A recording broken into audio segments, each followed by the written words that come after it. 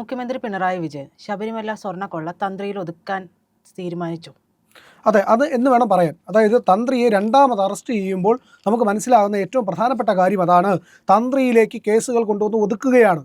അതായത് വാജിവാഹനം കൊണ്ടുപോയ കേസ്, അതായത് വാജിവാഹനം തന്ത്രി കൈക്കലാക്കി എന്നുള്ളതാണ് കേസ്, രണ്ടാമത്തെ കേസ്. ആ കേസിലാണ് രണ്ടാമത് അറസ്റ്റ് രേഖപ്പെടുത്തിയിരിക്കുന്നത്.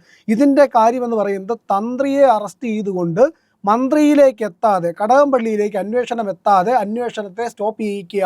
അത് അവസാനം തന്ത്രിയിൽ തന്നെ, എല്ലാത്തിനും കാരണം തന്ത്രി എന്നുള്ളത് തന്ത്രിയുടെ തലയിലാണ്. തന്ത്രി പ്രശ്നക്കാരൻ തന്നെയാണ്, കുഴപ്പക്കാരൻ തന്നെയാണ്, ഒരു സംശയമില്ല. തന്ത്രി തന്നെയാണ് ഇതിൻ്റെ എല്ലാം ആണിക്കല്ല്, അടിസ്ഥാനം എന്നുള്ളതും ശരിയാണ്. പക്ഷേ ഇതിനകത്ത് മന്ത്രിക്ക് ബന്ധമില്ലേ? മന്ത്രിയിലേക്ക് എന്തുകൊണ്ട് അന്വേഷണം എത്തുന്നില്ല? മന്ത്രി എന്തുകൊണ്ട് അറസ്റ്റ് ചെയ്യുന്നില്ല? അന്ന് മന്ത്രിയായിരുന്ന ആൾക്ക് ഇതുമായിട്ട് യാതൊരു ബന്ധമില്ലാതിരിക്കും. ഇത്രയും വലിയ ക്രമക്കേട് അവിടെ ഉണ്ടാകുമ്പോൾ മന്ത്രിയിലേക്ക് ഈ കാര്യങ്ങൾ എത്താതിരിക്കുമോ? ദേവസ്വം ബോർഡ് പ്രസിഡന്റ് മന്ത്രി ഈ കാര്യങ്ങൾ അറിയിക്കാതിരിക്കും? ഇത്രയും മാറ്റങ്ങൾ ഉണ്ടാക്കുമ്പോൾ അത് അറിയിക്കാതിരിക്കുമോ? അപ്പോൾ തന്ത്രിയിൽ അറസ്റ്റ് ചെയ്ത്, തന്ത്രി കുഴപ്പക്കാരനാണെന്നുള്ളത് സംശയമൊന്നുമില്ല. തന്ത്രി അറസ്റ്റ് ചെയ്യപ്പെടേണ്ട ആൾ തന്നെയാണ്. തന്ത്രിയാണ് ഈ അനുജ്ഞ കൊടുത്തത് മുഴുവൻ. അതായത് കൊടിമരത്തിനകത്ത് ചെതലുണ്ടെന്നും അത് മാറ്റണമെന്നും ആവശ്യപ്പെട്ടത് തന്ത്രി തന്നെയാണ്.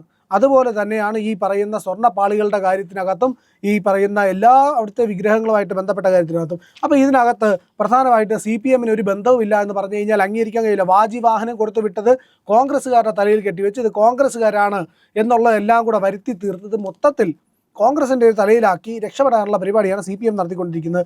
അന്ന് വാജിവാഹനം കൈമാറുമ്പോൾ ആരൊക്കെയാണ് അവിടെ ഉണ്ടായിരുന്നത്? ഒന്ന് പ്രയാർ ഗോപാലകൃഷ്ണൻ, 2 അജയ് തറയിൽ, 3 കെ രാഘവൻ. കെ രാഘവൻ എന്ന് പറയുന്നത് CPM-ൻ്റെ ജില്ലാ സെക്രട്ടേറിയറ്റ് അംഗമാണിപ്പോൾ. അന്ന് കെ രാഘവൻ സന്നിധാനത്തുണ്ടായിരുന്നു. വാജിവാഹനം കൈമാറുന്ന ചിത്രത്തിൽ, ആ ചിത്രം ഇന്ന് പത്രങ്ങളിലൊക്കെ വന്നിട്ടുണ്ട്, ആ ചിത്രത്തിൽ വ്യക്തമായിട്ട് കാണാം കെ രാഘവൻ നിൽക്കുന്നത്. നേരത്തെ ഇതുമായിട്ട് യാതൊരു ബന്ധമില്ല, തനിക്കിത് അറിയില്ല എന്നൊക്കെയായിരുന്നു കെ രാഘവൻ പറഞ്ഞിരുന്നത്. ഇന്ന് ആ പറയുന്ന നിലപാടുകൾ, ആ പറയുന്ന കാര്യങ്ങൾ മുഴുവൻ തള്ളിയിരിക്കുന്നു. ആ വാജിവാഹനം കൈമാറുന്ന സ്ഥലത്ത് കെ രാഘവൻ ഉണ്ടായിരുന്നു. അപ്പോൾ അതിൽ നിന്ന് വ്യക്തമല്ലേ ഇതിൽ CPM-ന് കൃത്യമായ പങ്കുണ്ട്, ഇതിൻ്റെ നടപടികളിൽ CPM ഇടപെട്ടിട്ടുണ്ട്, CPM-ന് ഇതിൻ്റെ കാര്യങ്ങളെ പറ്റിയെല്ലാം വ്യക്തമായ ധാരണയുണ്ടായിരുന്നു.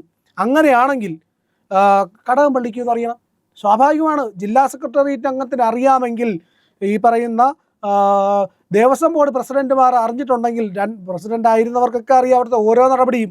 അപ്പോൾ അവർക്ക് ഈ പറയുന്ന ദേവസ്വം ബോർഡ് അംഗങ്ങൾക്കറിയാമെങ്കിൽ എന്തുകൊണ്ട് മന്ത്രി അറിഞ്ഞില്ല? ഇത്രയും പ്രധാനപ്പെട്ട കാര്യങ്ങൾ അവിടെ നടക്കുമ്പോൾ മന്ത്രി അറിയാതിരിക്കുമോ? അപ്പോൾ മന്ത്രിയിലേക്ക് എത്തരുത്. അതിൽ ഇനിയിപ്പോൾ കൂടിപ്പോയാൽ ഒരു കാര്യവും കൂടെ സർക്കാർ ചെയ്യും. സർക്കാർ ചെയ്യാൻ പോകുന്നത് അനുജ്ഞ കൊടുത്ത തന്ത്രിയാണ് എല്ലാത്തിനും കുറ്റക്കാരെന്ന് വന്നു. പിന്നെ മറ്റൊരു കാര്യം എന്ന് പറയുന്നത് മേൽശാന്തിയെ കൂടെ പിടിക്കും. ആ സമയത്തെ മേൽശാന്തി ആരായിരുന്നു? ആ മേൽശാന്തിക്ക് കൂടി ഇതിൽ വ്യക്തമായിട്ടുള്ള ഉത്തരവാദിത്വമുണ്ട്. മേൽശാന്തി അറിഞ്ഞുകൊണ്ടാണ് എന്ന് പറഞ്ഞ് മേൽശാന്തിയെ കൂടി അറസ്റ്റ് ചെയ്യും. അപ്പോൾ ഹിന്ദു സമൂഹത്തിന് പിന്നെ ഒന്നും മിണ്ടാൻ കഴിയില്ല. കൃത്യമാണത്. അങ്ങനെ ആ കാര്യത്തിലേക്ക് കാര്യങ്ങളെ കൊണ്ടെത്തിക്കുക, ഹിന്ദു സമൂഹത്തിനെ ഇതിനകത്ത് ഒരു പെടുത്തുക എന്നുള്ളത്. അതായത് അവർക്കൊന്നും പറയാൻ കഴിയാത്ത രീതിയിൽ, അത് നിങ്ങളുടെ തന്ത്രിയും മേൽശാന്തിയുമല്ലേ മോഷ്ടിച്ചിരിക്കുന്നത് എന്ന് പറഞ്ഞ് പിണറായിക്ക് കഴിയുകയാമല്ലോ.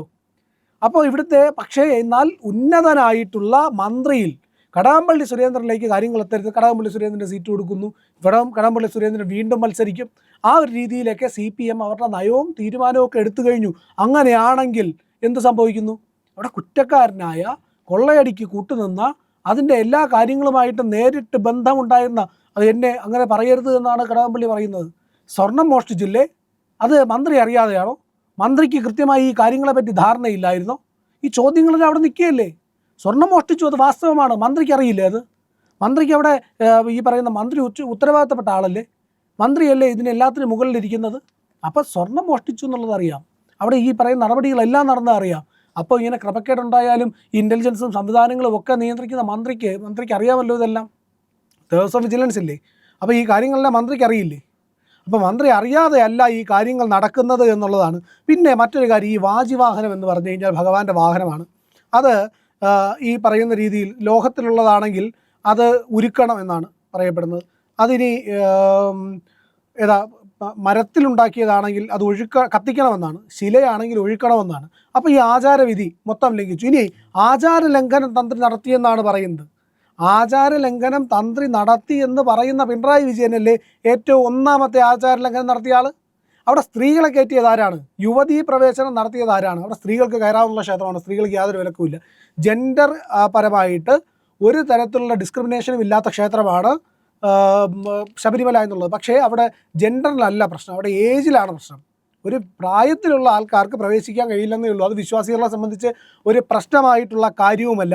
അങ്ങനെയെങ്കിൽ ഈ പറയുന്ന വലിയ തോതിലുള്ള ഒരു ആചാര ലംഘനം നടത്തിയ പിണറായി വിജയനാണ്. അപ്പോൾ പിണറായി വിജയനല്ല ആദ്യം ജയിലിൽ പോകേണ്ടത്. അവിടെ ആചാര ലംഘനം നടത്തിയതാണ് കുറ്റമെങ്കിൽ പിണറായി വിജയനാണ് ആദ്യം ജയിലിൽ പോകേണ്ടത്. പിണറായി വിജയനാണ് അവിടെ സ്ത്രീകളെ കയറ്റിയത്, അതിൽ സംശയമില്ലല്ലോ. അവിടെ നവോത്ഥാന നായകനാവാനല്ലേ നടന്നത്. അപ്പോൾ ആ പിണറായി വിജയൻ അറിയാമല്ലോ ആചാര ലംഘനം താൻ നടത്തിയിട്ടുണ്ടെന്ന് സ്വയം. അപ്പോൾ ഇനി തന്ത്രിയിൽ ഇതെല്ലാം കൂടെ കെട്ടിവെച്ച് ഈ പറയുന്ന തന്ത്രിക്ക്, അത് മറ്റൊരു കാര്യവും കൂടി ഇതിനകത്ത് വ്യക്തമായിട്ടുണ്ട്. തിരുവനന്തപുരം ബാലരാമപുരം തലയിൽ ഭരദ്വാജ് ഋഷീശ്വര ക്ഷേത്രത്തിൽ അവിടെ പുതിയ കൊടിമരം സ്ഥാപിച്ചപ്പോൾ ആ കൊടിമരത്തിലുണ്ടായിരുന്ന വാഹനം, ദേവൻ്റെ വാഹനം, അഷ്ടദിക്പാലകർ തുടങ്ങിയ വസ്തുക്കളൊക്കെ അവിടുത്തെ ഈ പറയുന്ന തന്ത്രിക്കാണ് കൈമാറിയത്. അന്ന് തന്ത്രിക്ക് കൈമാറാൻ വേണ്ടിയിട്ട് ദേവസ്വം ഡെപ്യൂട്ടി കമ്മീഷണർ ഇറക്കിയ ഉത്തരവും ഇതുമായിട്ട് പ്രസക്തമായിട്ടുണ്ട്. 2016 സംഭവം നടന്നത്. അതുകൊണ്ട് തന്നെ മറ്റൊരു കാര്യം ഉറപ്പിച്ച് പറയാമെന്നുള്ളത്, അങ്ങനെ തന്ത്രിക്ക് കൈമാറണമെന്നുള്ള ഒരു മുൻകാല ഉത്തരവ് നിലനിൽക്കുമ്പോഴാണ് ഇവിടെ തന്ത്രിക്ക് വാജിവാഹനം കൈമാറിയത്. അത് തന്ത്രി മോഷ്ടിച്ചു എന്ന് പറയാൻ കഴിയില്ല. തന്ത്രിക്ക് കൊടുത്തതാണ്, തന്ത്രിക്ക് അവകാശപ്പെട്ട് കൊടുത്തതാണ്. അതാകുമ്പോൾ ആ കേസ് നിൽക്കില്ല. അപ്പോൾ ഇവിടെ അറസ്റ്റ് ഗിമ്മിക്ക് ഉണ്ടാക്കണം.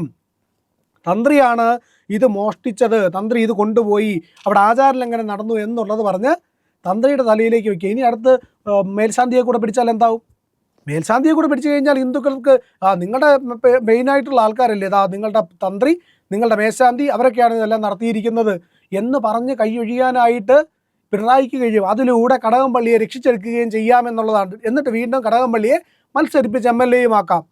ആ രീതിയിലാണ് പിണറായി പോകുന്നത്. പക്ഷേ ഇതൊട്ടും നല്ലതിനല്ല എന്നുള്ളത് ഉറപ്പിച്ച് പറയാൻ പറ്റും. പിണറായി വിജയന് പെടുത്താൻ പോവുകയാണ് സ്വാമി അയ്യപ്പൻ. ആ കാര്യത്തിനകത്ത് സംശയമില്ല എന്നുള്ളതാണ് ഏറ്റവും പ്രധാനപ്പെട്ട കാര്യം. അതായത് ഒന്ന് ആലോചിച്ച് നോക്കൂ. അതായത് ഭഗവാനോട് കളിച്ചവരാണ്. ഭഗവാന്റെ ഇച്ഛയില്ലാതെ, ഭഗവാന്റെ അനുജ്ഞയില്ലാതെ ഈ പറയുന്ന അവിടുത്തെ കൊടിമരം മാറ്റി, ഈ പറയുന്ന ദ്വാരപാലകരുടെയും ഈ വാതിൽപ്പാളിയുടെയും കട്ടളപ്പാളിയുടെയും അടക്കമുള്ള സ്വർണം മാറ്റി. അപ്പോൾ ഇതെല്ലാം ചെയ്ത തന്ത്രിക്ക് കൃത്യമായിട്ടുള്ള ഉത്തരവാദിത്വം ഉണ്ട്. അയാൾ ജയിലിൽ പോകേണ്ടി വരുന്നു എന്നുണ്ടെങ്കിൽ പിണറായി വിജയൻ ഈ പറയുന്ന ആരെങ്കിലും ഇതിൽ പെട്ടവരെ രക്ഷിക്കാൻ നിന്നാൽ എന്തവസ്ഥ വരും?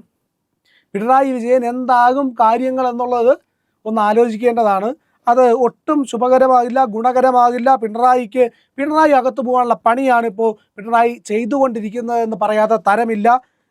മന്ത്രിയെ രക്ഷിക്കാൻ വേണ്ടി തന്ത്രിയെ പൂട്ടിയ പിണറായി പെടുമെന്നുള്ള കാര്യത്തിലും സംശയമില്ല. പ്രിയപ്പെട്ട പ്രേക്ഷകരെ, ഇന്ത്യ ലൈവിന് നിങ്ങളുടെ പിന്തുണ ആവശ്യമാണ്. ഇന്ത്യ ലൈവ് ചാനൽ സബ്സ്ക്രൈബ് ചെയ്യുക. ഇന്ത്യ ലൈവിൻ്റെ ലോഗോയിൽ ക്ലിക്ക് ചെയ്താൽ ചാനലിനുള്ളിലേക്ക് എത്തും. അവിടെ സബ്സ്ക്രൈബ് ബട്ടൺ ഉണ്ട്, അത് അമർത്തുക. അതോടൊപ്പം തന്നെ ബെൽ ഐക്കണും കൂടി ക്ലിക്ക് ചെയ്യുക. ലൈക്ക് ചെയ്യുക, ഷെയർ ചെയ്യുക, മറ്റുള്ളവരോട് ഇന്ത്യ ലൈവ് സബ്സ്ക്രൈബ് ചെയ്യാൻ പറയുക.